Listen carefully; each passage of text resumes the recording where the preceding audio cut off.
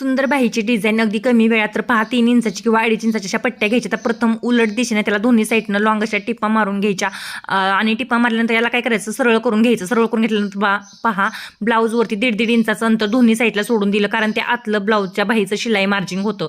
तर त्यानंतर पहा दंडाच्या बाजूला अशा प्लेटा पाडायच्या. एक प्लेट ही मशीनच्या बाजूला झाली पाहिजे, दुसरी प्लेट आपल्या बाजूला. तर जे विदाऊट म्हणजे साडीचं कापड वापरलं ते खालच्या बाजूला धरायचं आणि ब्लाऊज पीसचं जे ग्रीन कलरचं आहे ते वरच्या बाजूला धरायचं. अशा प्रकारे प्लेटा पाडून घ्यायच्या. तर प्लेटा पाडल्यानंतर पहा गुलाबी कलरचे फ्लावर्स तयार झाल्यासारखे झाले. वेलींची किंवा वेलींची डिझाईन म्हणतात याला.